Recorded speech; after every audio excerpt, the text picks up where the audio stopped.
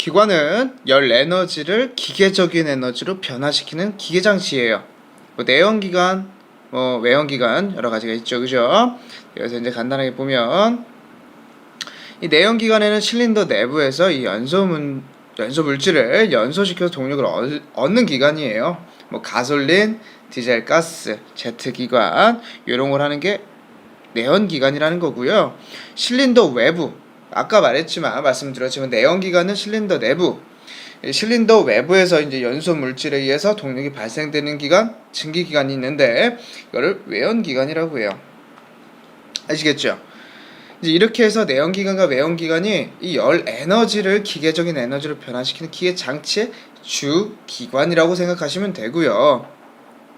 이제 두 번째 엔진의 형태로 넘어갈게요. 그래서 조금 말씀드릴 게 있는데 이 배기량이 증가한다. 그럼 출력이 증가를 하는 거예요. 쉽게 앞서서 한번 말씀을 드렸었지만 이 동일 조건이 돼야 돼요. 기본적으로 동일 조건일 경우에 이 배기량이 높을수록 출력이 증가하는데 이 배기량이 앞서서 뭐라고 말씀드렸었어요, 이 강에서. 이 배기량은 폭발이 일어난 실린더의 총 크기를 말씀드려요. 크기에 따라 달라지는 거예요. 차를 많이 이제 아시는 분들은 8기통에 4000cc의 차량이다. 그러면 500cc의 실린더가 8개 있구나.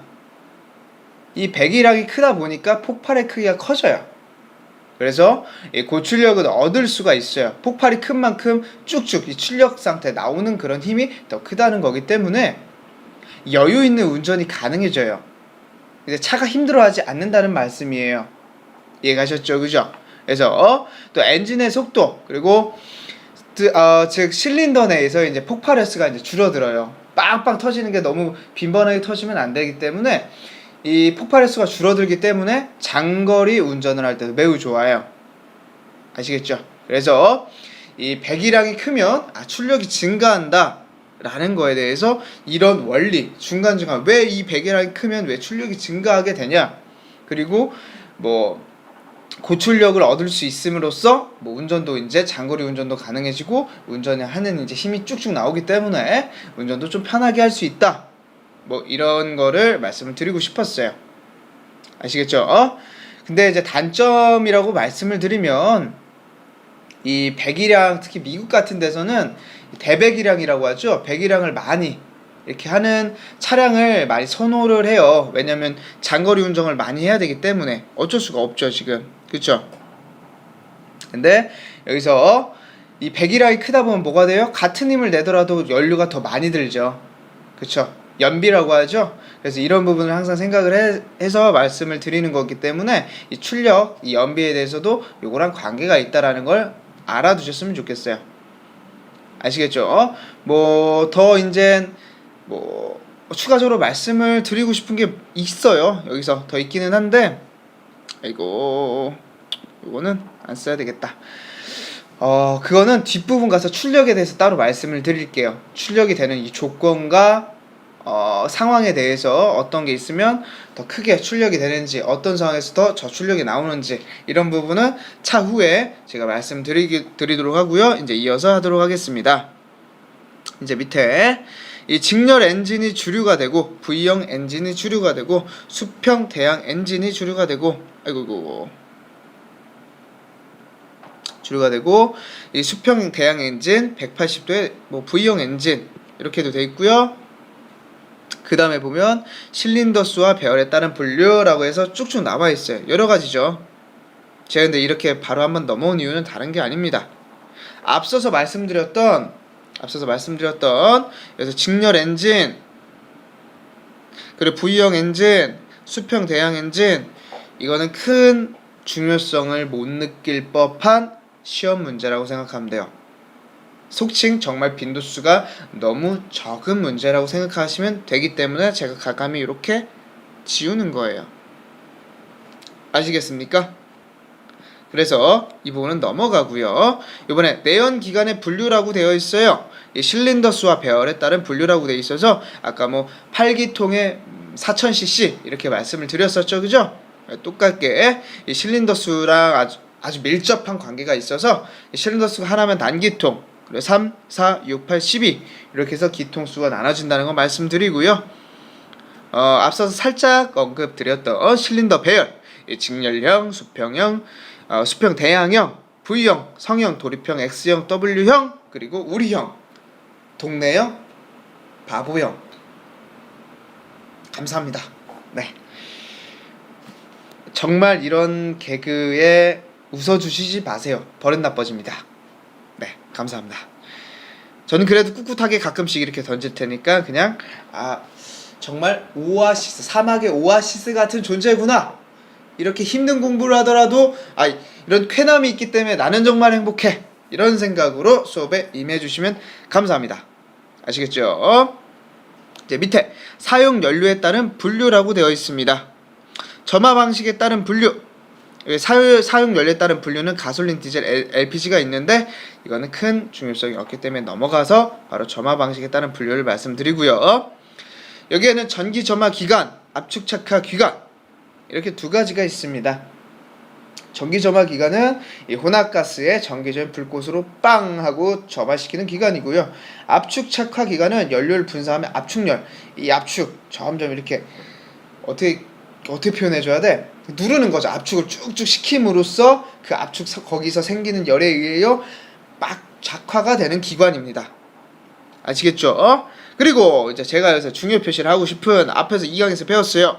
연력학적 사이클에서 이제 정적 사이클, 오토 사이클이죠.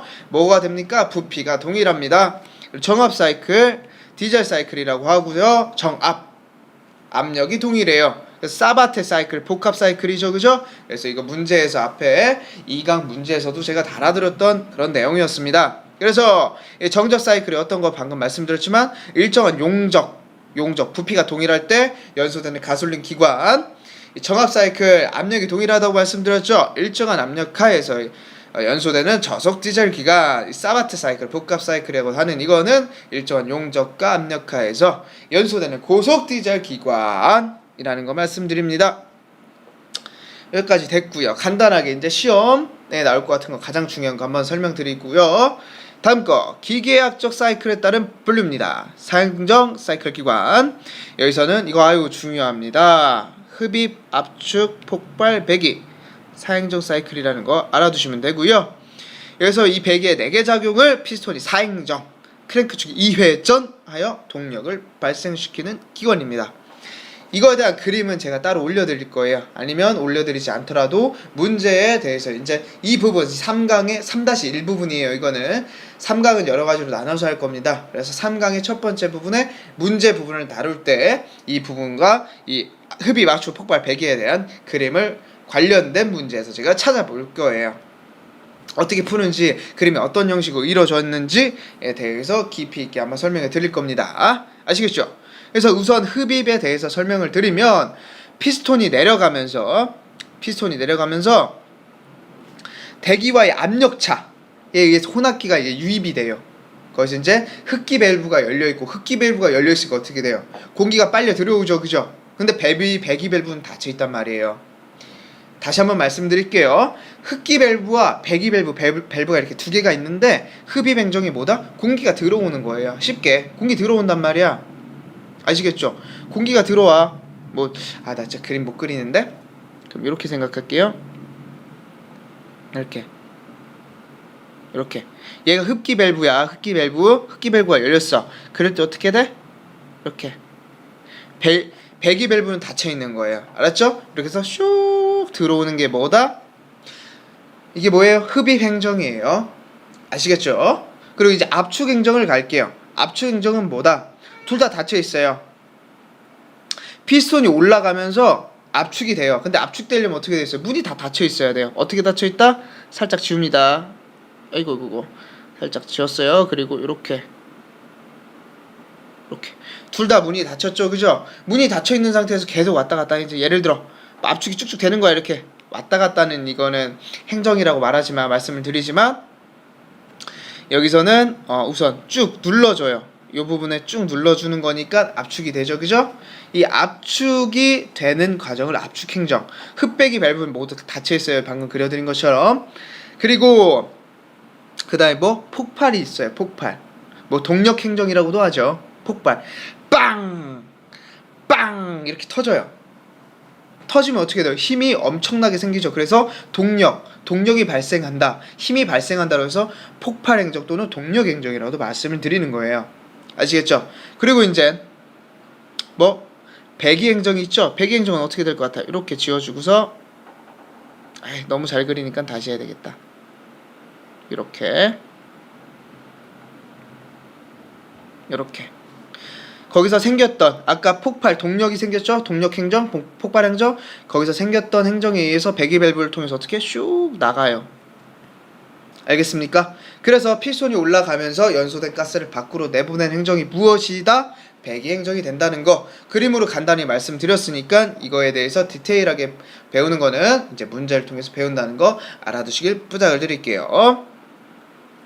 그리고 1행정 가겠습니다. 피스톤이 상사점, 하사점, 상사점을 운동하는 걸 1행정, 한 번의 행정이라고 그래서 1행정이라고 합니다. 아시겠죠? 밑에 흡입행정, 압축행정, 폭발행정, 배기행정 4가지 간단하게 이제 제가 말씀을 드렸지만 그대로 가겠습니다. 흡입행정이 뭐다? 흡기 밸브가 열리고 공기가 유입되면서 배기 밸브는 닫혀있는 상태. 압축행정은 어떻게? 지금 배기 밸브랑 흡배기 밸브라고 하죠. 말도 안 나와 이제 여러 번 찍었어. 지금 3번째 찍는 중이라 마비가 되고 있어. 입이 마비가 되고 있어요. 그래도 열심히 해야죠. 난 열심히 할 거야. 여튼 흡배기 밸브가 모두 어떤 상태? 닫혀있는 상태예요. 흡배기 밸브가 아시겠죠? 그 다음 폭발행정이 무엇이다?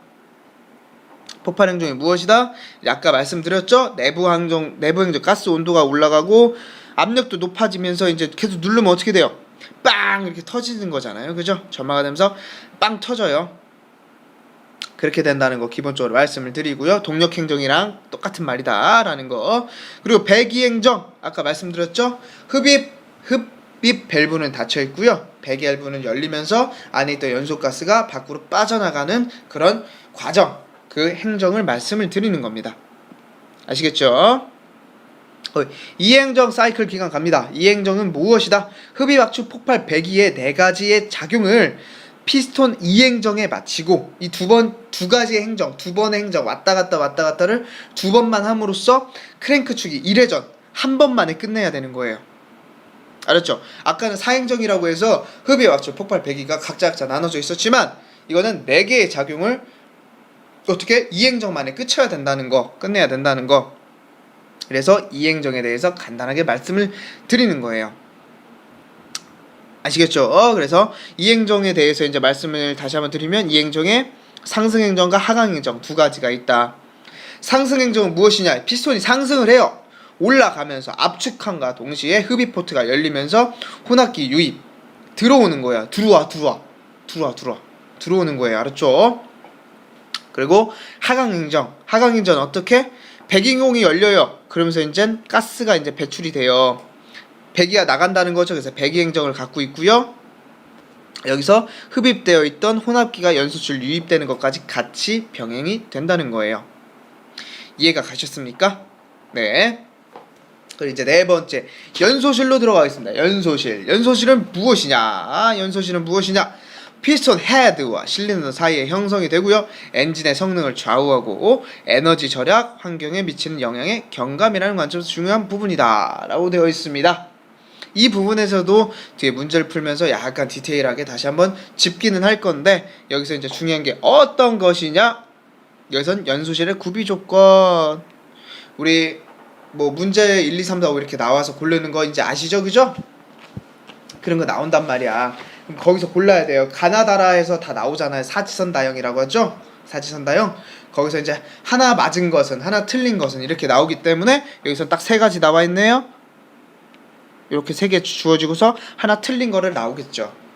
3가지가 맞는 거니까 하나 틀린 거 고르기라고 할 거 아니에요. 그죠? 이렇게 본인이 문제를 만드셔야 됩니다. 3개만 나왔잖아요. 3개. 그럼 3개는 맞는 거, 하나는 이상한 그런 내용을 집어 넣음으로써 틀린 내용을 고르세요. 이거는 정말 감사합니다. 인사를 해야 돼요. 문제 보자마자 감사합니다. 이게 120도로 인사를 드려야 돼요. 90도로 인사하는 시기는 지났습니다. 아시겠죠? 그래서 연소실 구비 조건에 압축 행성 시 혼합가스 와류가 잘 돼야 되고요. 화염 전파 시간을 최소가 되도록 해야 됩니다. 그리고 가열되기 쉬운 돌출부를 두지를 말아야 돼요. 아시겠죠? 그리고 여기서 이제 하나가 더 있긴 있어요. 하나를 그냥 추가로 더 말씀을 드리자면 이 연소실 내에 표면적은 최소가 돼야 돼요. 표면적의 최소화 하나만 적어주세요. 표면적의 최소화라고 하나만 적어주십시오. 근데 이 세 가지가 워낙 잘 나오기 때문에 세 가지만 이렇게 정리가 되는 겁니다. 아시겠죠? 아시겠습니까? 이렇게 해서 이제 연소실까지 해서 이제 3-1 간략하게 설명 한번 마쳤고요. 다음부터는 이제 실린더, 실린더 블럭, 실린더 헤드 이런 거에 대해서 기본적으로 좀 집중적으로 말씀을 드릴 거예요. 캠축도 들어가고 밸브도 들어갈 거예요. 조금 단어가 어려워져요. 밸브 들어가면 이제 모나미 쌤이죠. 모나미 선생님께서 잘 설명해 주신 게 있어요. 뭐 밸브 간극에 대해서 정말 잘 설명을 해주셨어요.